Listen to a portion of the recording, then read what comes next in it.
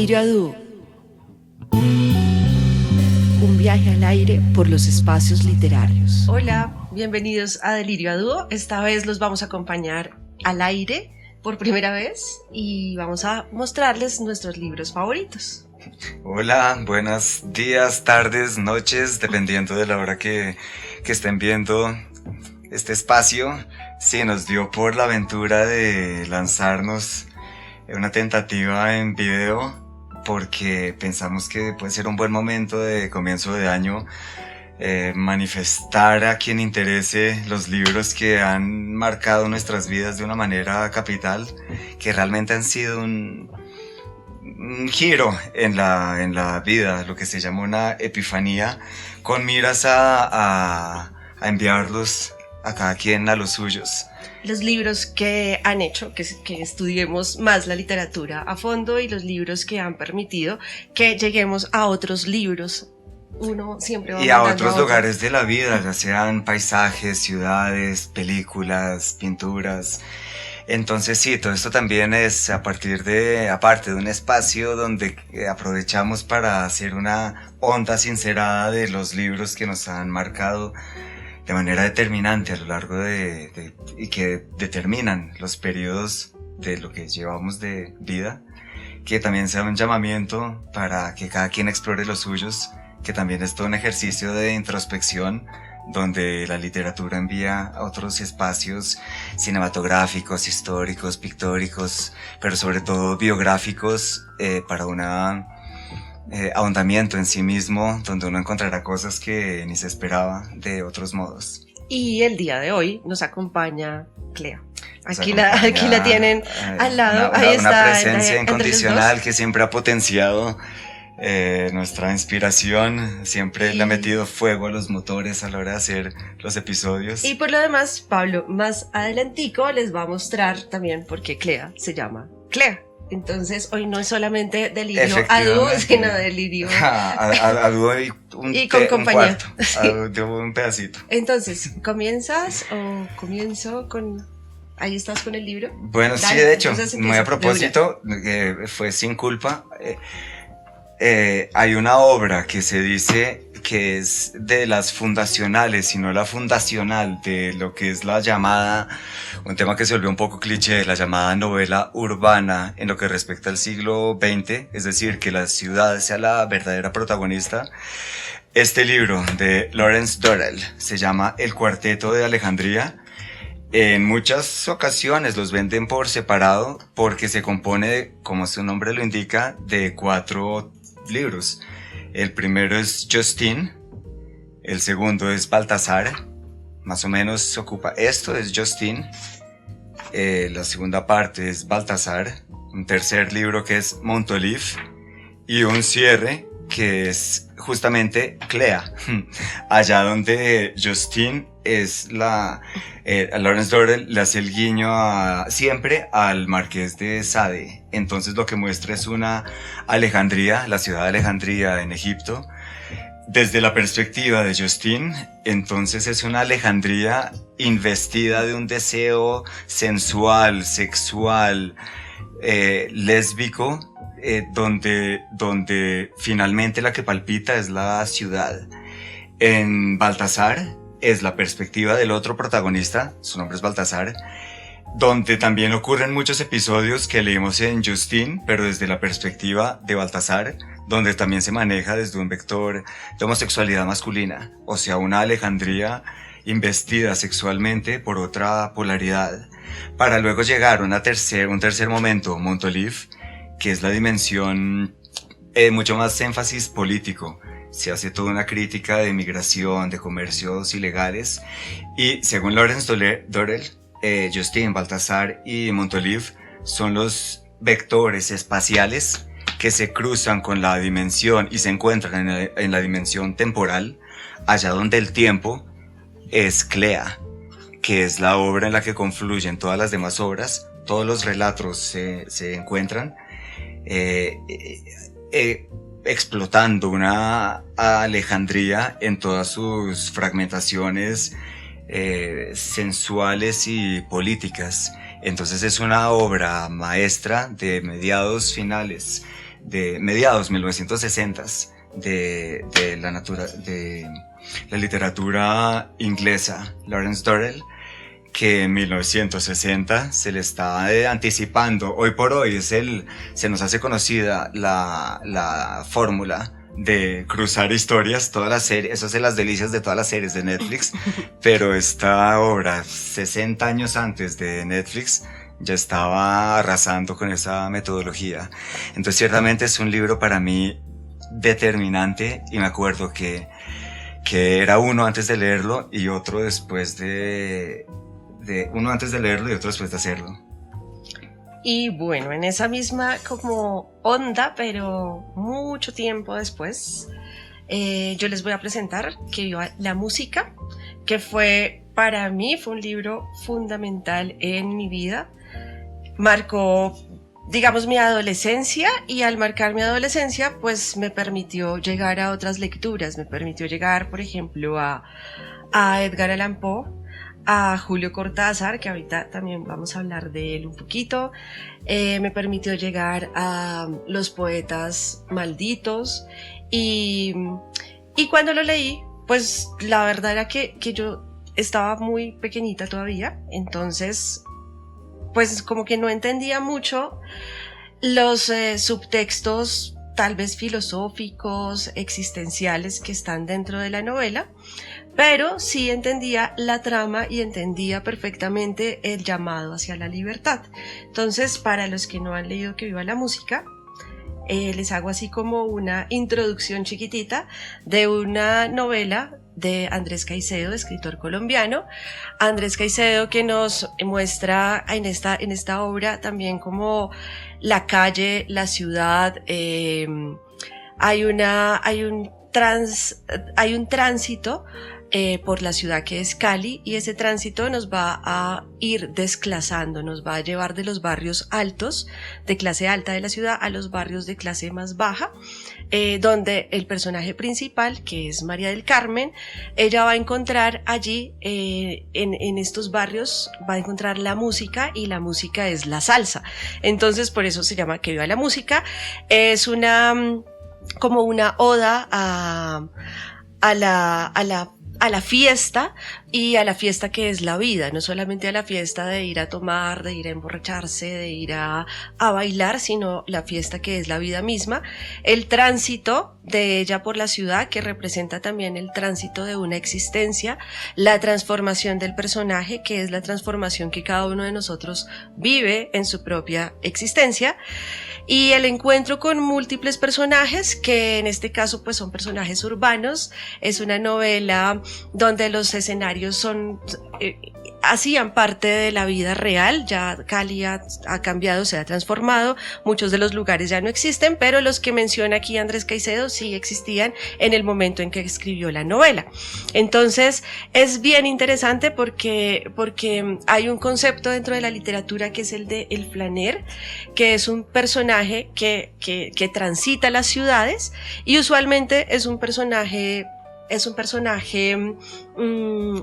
masculino, pero en esta novela Andrés Caicedo lo va a poner en el cuerpo y en las vivencias de una mujer.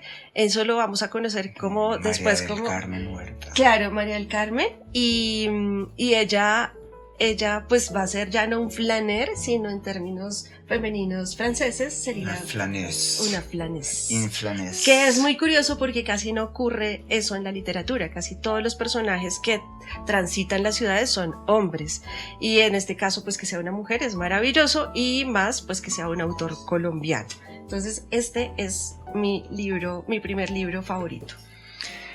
Por razones de economía del tiempo y del discurso, hemos hecho una especie de repartición partidista, pero por supuesto que Viva la Música también hizo un giro en mi vida radical, como estoy seguro que en la inmensa mayoría de quienes nos escucha.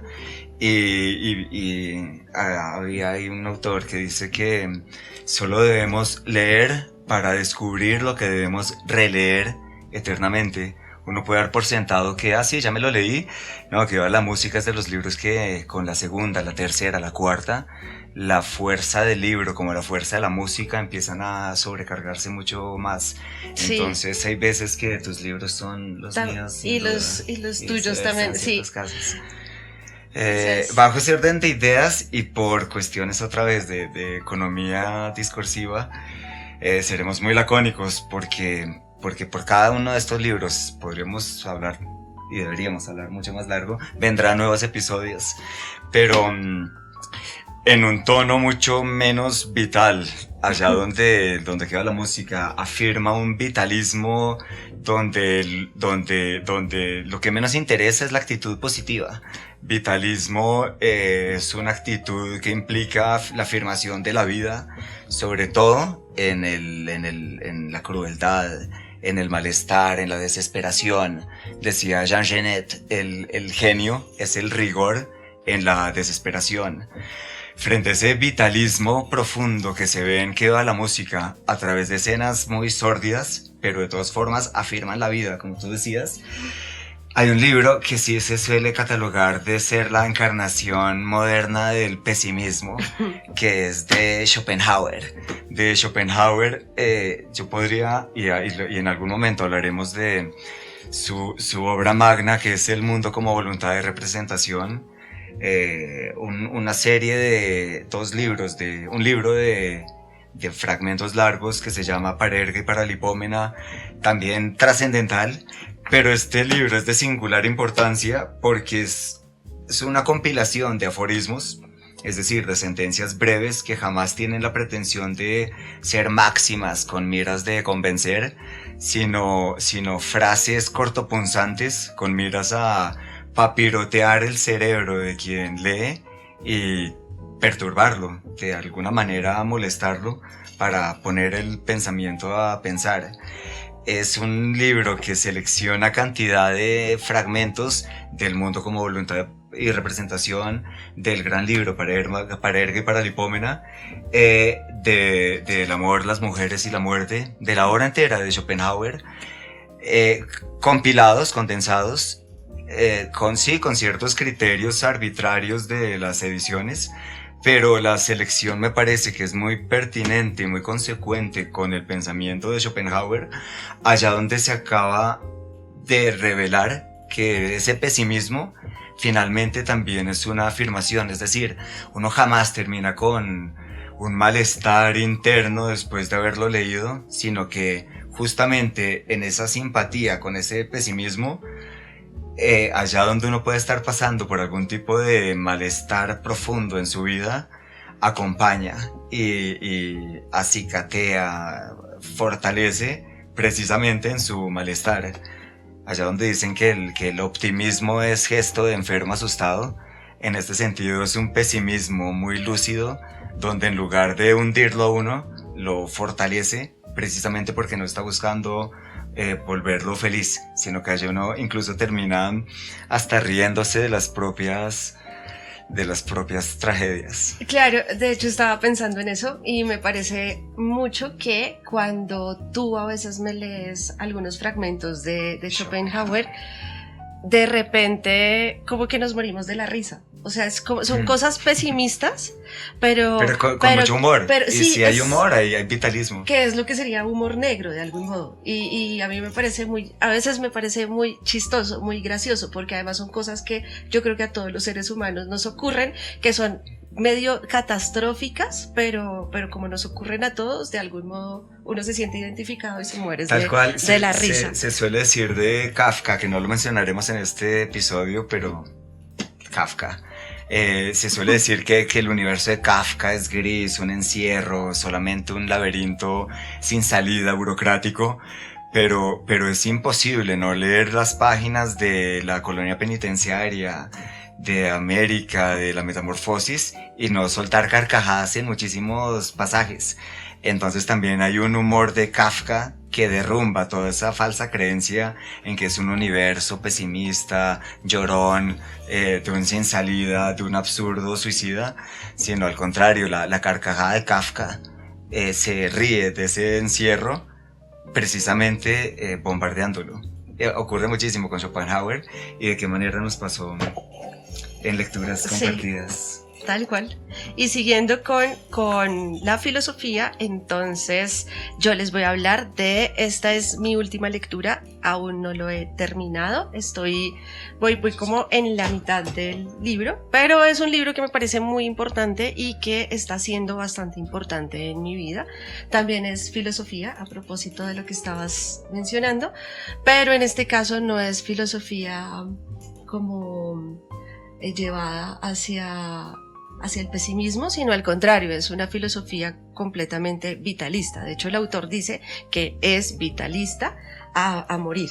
Entonces, estoy hablando de este libro que se llama La contrahistoria de la filosofía, de Michel Onfray. Es el primer tomo, tiene contrahistoria de la filosofía 1, 2, 3, 4, 5, 6, 7, 8, 9, 10, 11, 12, etcétera, etcétera. Michel Onfray está vivo, ¿no? Es contemporáneo, tendrá 60 años. Schopenhauer, todos sabemos, es siglo XIX. Andrés Caicedo perdió la vida por manos propias en los 70s. Lawrence Dorrell es de los 60s, parece que para que sí, más o menos. O sea, estamos saltando por distintas épocas. Y entonces Michel Onfray, súper contemporáneo. La contrahistoria de la filosofía 1, donde está hablando de las sabidurías antiguas y habla de los griegos, básicamente. Me encantó este libro, me está encantando así muchísimo, porque habla de los filósofos que no han hecho parte de la filosofía canónica griega, clásica, sino que son los filósofos que han quedado al margen de la filosofía, los filósofos de los que casi no se habla y que no se tratan sobre todo porque ellos estuvieron en contra, digamos, de los filósofos como más relevantes del momento, que eran Sócrates en su momento, luego Platón y Aristóteles, que son los que siempre nos mencionan o siempre escuchamos. Entonces Michel Onfray nos empieza a hablar de otros filósofos que estuvieron a la par, que fueron también muy importantes dentro de la historia de Grecia antigua, y que no hicieron parte del canon porque aquí el de quien habla así terriblemente mal y a quien no soporta es a Platón. Sí, el platonismo como que para nada. Entonces empieza a hablar, por ejemplo, de una filosofía atomista, de una filosofía hedonista, hace toda una exposición hermosa de la felicidad del cuerpo, de cómo el cuerpo es terriblemente importante y que básicamente es lo único que tenemos y que somos, y cómo tenemos que celebrar ese cuerpo que habitamos, que es lo que nos hace y a través de lo cual sentimos.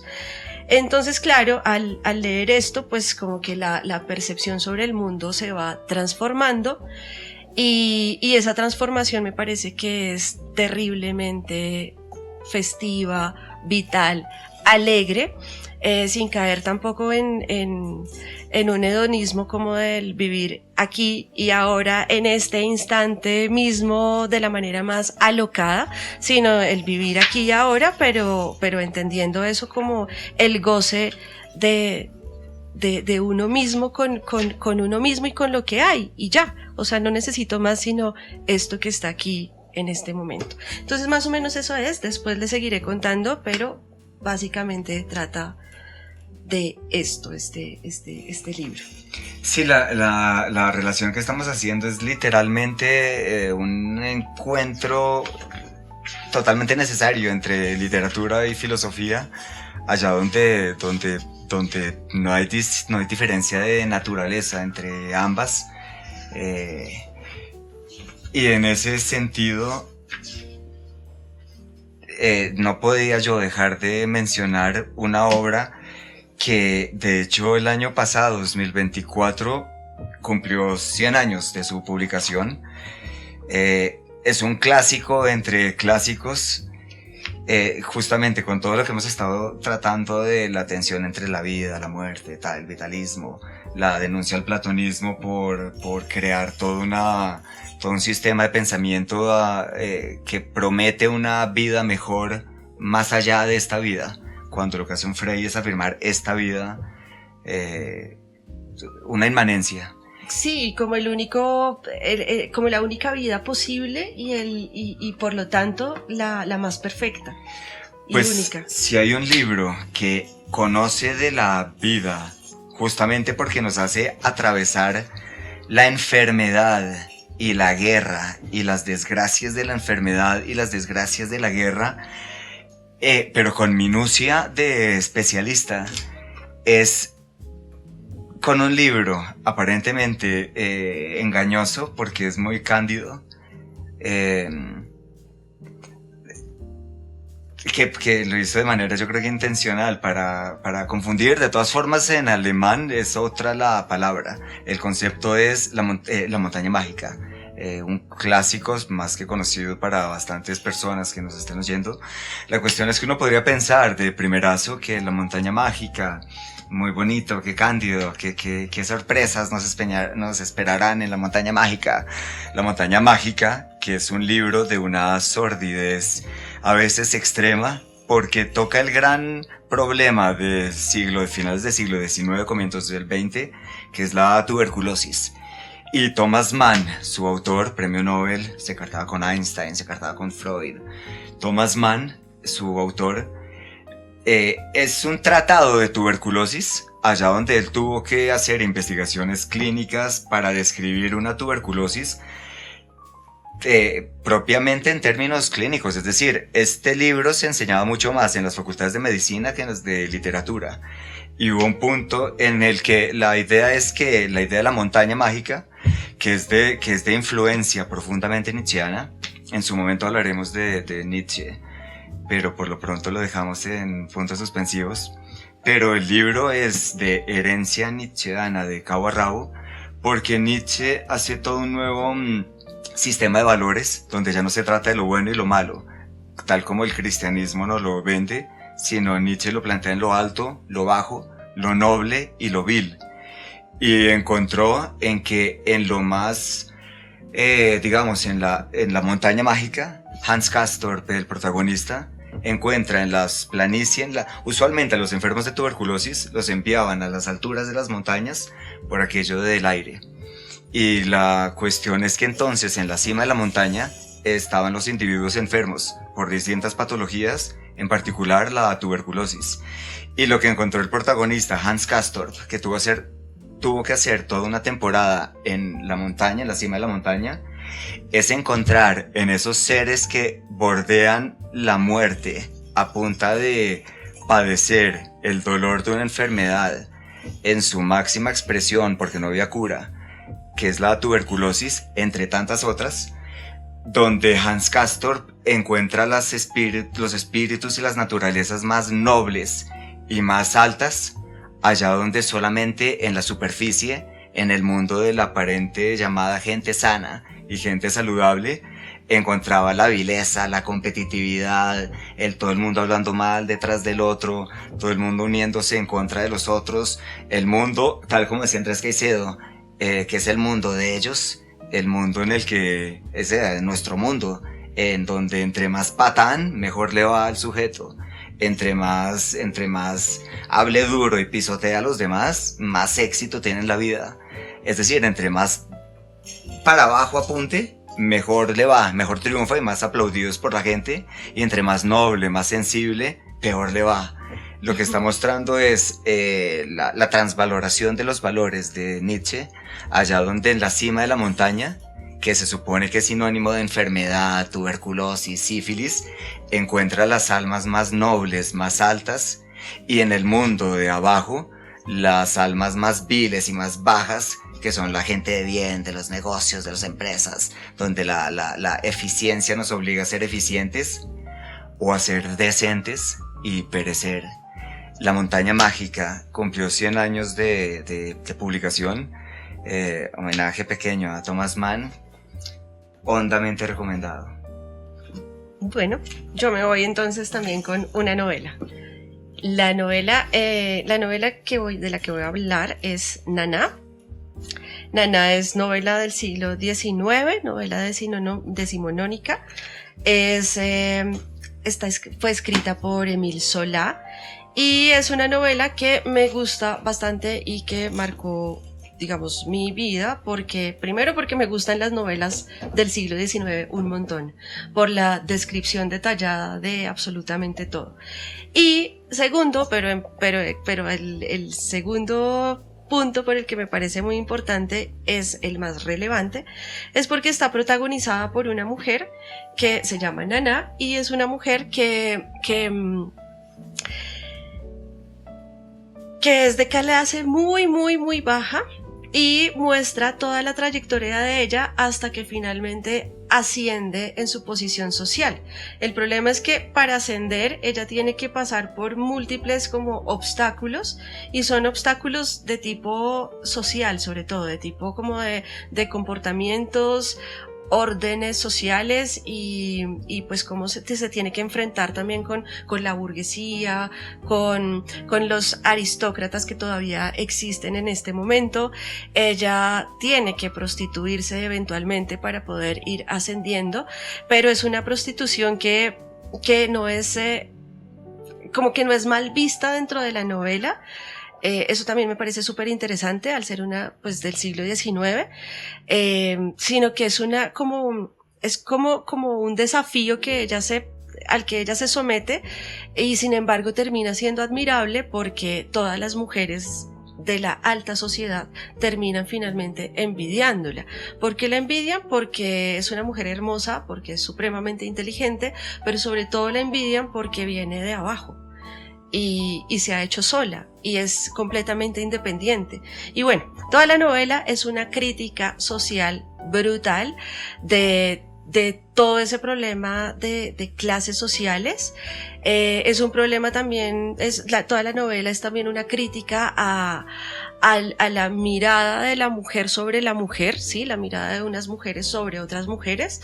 Es decir, es una novela súper feminista, cuando no existían todavía movimientos feministas. Entonces eso también es como, wow. Es una novela feminista escrita por un hombre, que también es como muy, muy, pues para esta época contemporánea sería súper extraño, pero quiero como mostrar que no es extraño, y que en el siglo XIX casi todas las novelas tienen nombres de mujeres, y esos nombres de mujeres en las novelas representan un valor, en este caso el de la libertad, y eso es Nana. Entonces... Sí, también muy, muy difícil hacer esta partición porque ya... Sí. Pero ya, de nuevo, vendrán más días. Yo me metí en un gran problema porque lo consideré como un libro, porque es obra selecta, pero la cuestión es que hay un individuo profundamente de mis afectos. La cuestión es que si se busca en internet, él sí que supo echarse repelente anti-escuela. Es decir, Nietzsche decía, yo no creo adeptos, yo creo solitarios. Pero le dijo de tan buena forma, de manera tan seductora, que lo que hizo fue hacer una horda de nietzscheanos, de los cuales él estaría avergonzado. Pues este hombre, que también sigue la línea del pensamiento de Friedrich Nietzsche, es un pensador colombiano, fue descubierto porque no le importaba en lo absoluto publicar, no le importaba en lo absoluto figurar, simplemente escribía sus notas, de hecho se llaman escolios. Le puso escolios a un texto implícito, donde escolio traduce anotación, apunte, nota al pie, y todas las obras son escolios al texto de escolios al lado de un texto implícito 1, escolios a un texto implícito 2, nuevos escolios a un texto implícito, sucesivos escolios a un texto implícito, allá donde el texto implícito es la cultura universal. No solamente Occidente, sino también Oriente, cultura precolombina, en las obras, en los escolios, que también son frases breves, de Dávila, respira, y no es exageración, no es hipérbole en lo absoluto decirlo, respiran todos los siglos hasta el 20, es decir, el mismo Dávila dice que lo que le fascina de un libro no es lo que ahí se contenga, sino el aire que ahí se respire. Y leyéndolo, hay fragmentos donde se respira literal el medioevo, se respira el siglo XIX, se respira la antigua Grecia, se respira la antigua Roma. Es capaz de decir en 3 frases lo que a muchos otros individuos les cuesta 3 libros decir. O es capaz de decir en un escolio lo que individuos no logran decir en 2 tomos. En un escolio, es decir, en una frase breve de Nicolás Gómez Dávila, está los 2 volúmenes del Ser y Tiempo de Heidegger, allá donde Nicolás Gómez Dávila, autor colombiano, fue descubierto en Alemania, en Francia y en Italia hacia 1970, y lo empezaron a llamar el milagro colombiano. Un individuo como esto solamente se da una vez cada 5 siglos. Hicieron simposios europeos en torno a él, allá donde decían, es impresionante que un individuo que no es europeo nos esté enseñando a Pascal, a Montaigne, nos esté enseñando en griego a Homero, nos está enseñando en latín, porque él decía, yo no leo traducidos. Entonces a Virginia Woolf la leía en inglés, a Oscar Wilde lo leía en inglés, a Stéphane Mallarmé, a Voltaire en francés, a Homero en griego, a Virgilio en latín, a Dante el italiano, y toda esa vastísima cultura puesto al servicio de una lengua castellana impecable. Hay sobre los escolios, a un texto implícito, una anotación que le hace ni más ni menos Álvaro Mutis, cuando hace un bellísimo ensayo sobre Dávila.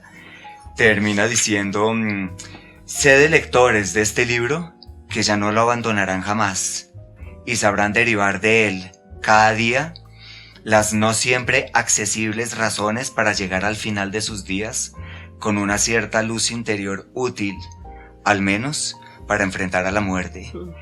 Si se lee rápido, hago referencia a que se echó un buen black flag anti-zancudos, es porque si uno lo busca en Wikipedia, dice autor conservador que destroza las izquierdas, pero si se lee bien, hay escolios como soy conservador cuando hay algo digno de ser conservado. O sea, no me vengan con sus partidos políticos de quinta. Soy conservador cuando se trata de conservar, no sé, el Guernica de Picasso, cuando se trata de conservar la montaña. Y así una cantidad de escolios que todos penetran el alma, aparte de ser un enriquecimiento para la sensibilidad, un profundísimo enriquecimiento para la inteligencia. Entonces sí, todo lo que se llama una caja de herramientas. Y ¿qué te parece si teníamos 5 libros para el día de hoy? Pero por cuestiones también como de tiempo y para dejar en suspenso a nuestra audiencia, ¿qué te parece si dejamos, mira, se me ocurre, tú tienes a Susan Sontag y yo tengo a Alejandra Pizarnik. Gente importante. ¿Qué te parece si las dejamos, que además son las 2 autoras, las dejamos para el siguiente episodio? Porque, y así nos quedan en más suspenso. Episodios, ¿Sí? ¿Te parece? Tanto y más con me eso, parece que, citando claro, a Dávila, ser breve para concluir antes de hastiar. Entonces, antes de que seamos hostigantes. Termino con Julio Cortázar y para la próxima pues nos quedan pendientes. Ahí hagamos una cosa, que sea el menú de solo autoras.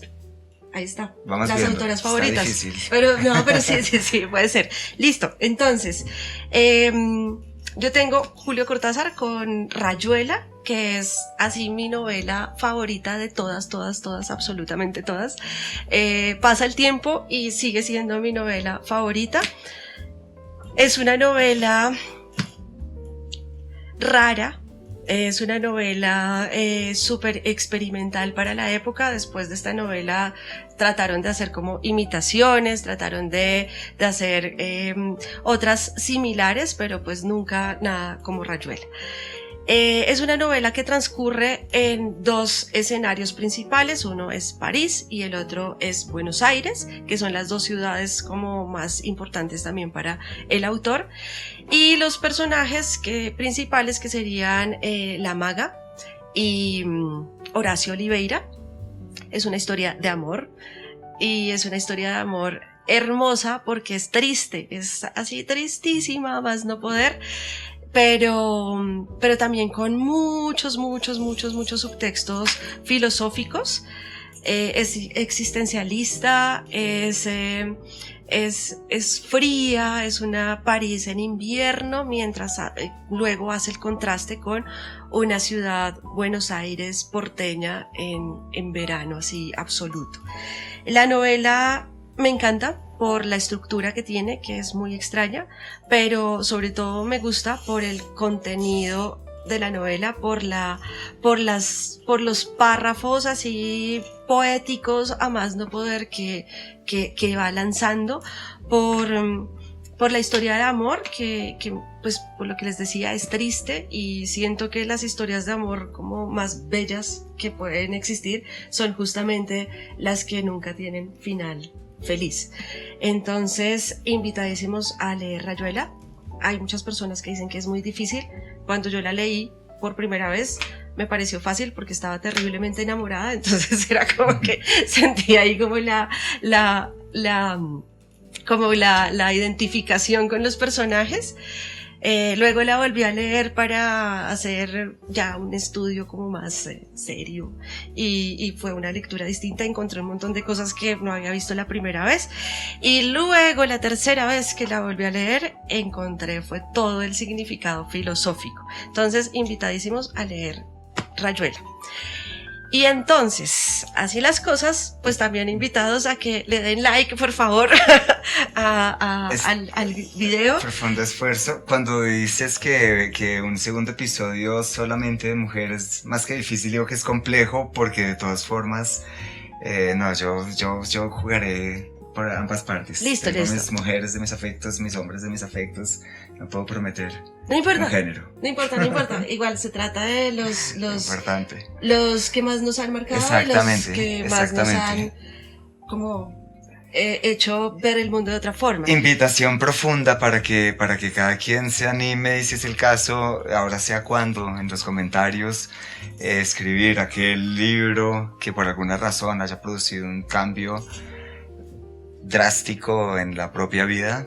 Seríamos encantados de... Sí, claro. Leemos todos los comentarios, ¿cómo no? Anótenos sus libros favoritos, sus novelas, porque eso sus también libros, nos enriquecerá a sus nosotros autores una favoritos. cantidad. Cuéntenos por qué les marcaron la existencia y pregunten lo que quieran, que nosotros les responderemos. Nos vemos muy pronto en una segunda parte donde continuaremos con este delirio a dos, y esta vez un pedacito.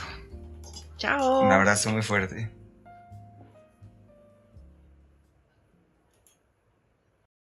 Agradecemos como siempre la producción y la edición de todo el podcast de Delirio a Dúo a Aurín y a Jonaiker, y a ustedes, nuestra audiencia, que siempre nos escucha y ahora nos ve. Equipo incondicional, y entonces nos veremos en un muy próximo viaje al aire por los espacios literarios. Chao.